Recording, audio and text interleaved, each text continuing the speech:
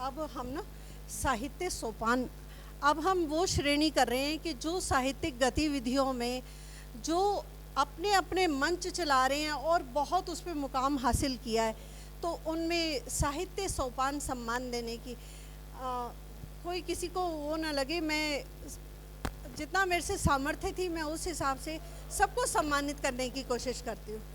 और मेरा कोई वो नहीं होता, निजी कुछ भी नहीं होता। ये मेरे पुराने मित्र हैं और पुराने इन्होंने मेरे साथ निभाया, उसी प्रकार से मैं कर रही हूँ। तो साहित्य सोपान सम्मान में सबसे पहले कुसुम सिंह अविचल जी को दीजिए, जो कि एक ज़बरदस्त वक्ता, ओज की कवित्री और एक अपनी संस्था को इतने अच्छे ढंग से हम इनके पास गए थे, इतना बढ़िया इन्होंने मंच सजाया था कि मैं बता नहीं सकती।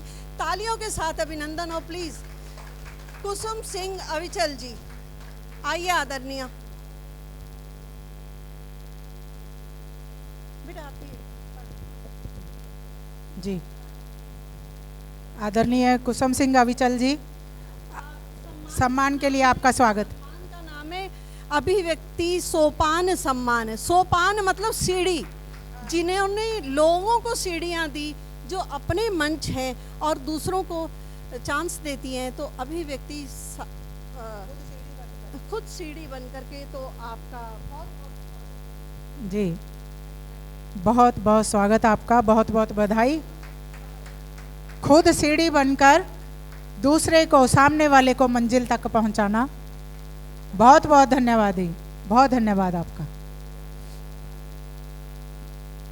बहुत बहुत धन्यवाद।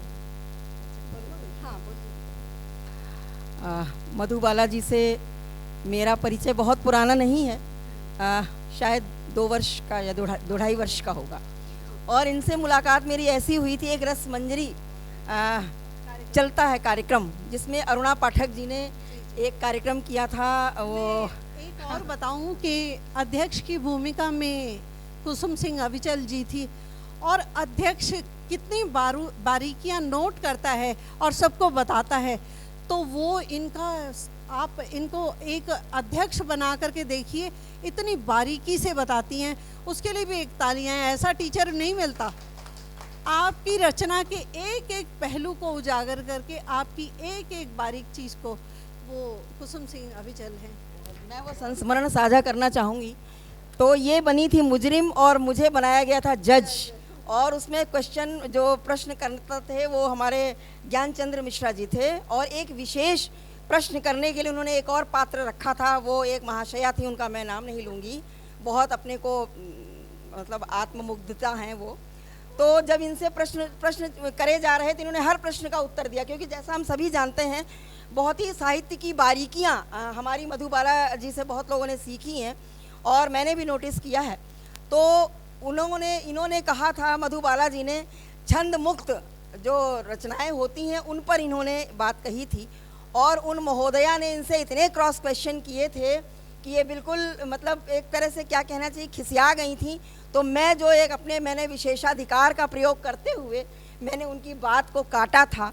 तो उसके बाद से हम दोनों एक दूसरे के व्यक्तित्व से प्रभावित हुए, और उसके बाद मधुबाला जी ने हमसे कहा था कि आप मुझे अपनी, इनकी शायद 3 बहनें हैं और एक कोई बहन है जिससे शायद मेरी शक्ल मिलती है, तो कहा था कि तो मैं आपसे मतलब तब से ऐसी था। तो ये संस्मरण है जो कुछ होते हैं जो जीवन भर याद रहते हैं। मैं 4 पंक्तियां मैं देना चाहती हूँ मधुबाला जी को, इसके बाद मैं वाणी को विराम दूंगी। बेटियां जो क्या नहीं कर सकती हैं, अभी हमारे गोविंद भैया कह के गए हैं, तो 4 पंक्तियां मैं भी देती हूँ। ऐसी ही बेटियां जो बिल्कुल सबको मार्गदर्शन देती हैं कि देहरी की अल्पना मन की है भावना, देहरी की अल्पना मन की है भावना, बेटियां द्वार की वंदनवार सी हैं, बेटियां द्वार की वंदनवार सी हैं, घर की खुशियाँ चहकती महकती सी हैं, घर की खुशियाँ चहकती महकती सी हैं, बेटियां मंदिरों की गुहार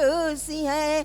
कभी डोली चढ़ी कभी अर्थी उठी, कभी डोली चढ़ी कभी अर्थी उठी, 4 कंधे लगे आंख आंसू भरी, बेटियां कीर्ति है हारती ना कभी। हमारी मधुबाला जी साक्षात उदाहरण है कि बेटियां कीर्ति हैं हारती ना कभी, बेटियां कीर्ति हैं हारती ना कभी, घर की वंदन वारसी हैं हमारी बेटियां। तो ये पंक्तियां मैं मधुबाला जी को समर्पित करती हूँ। बहुत बहुत आभार।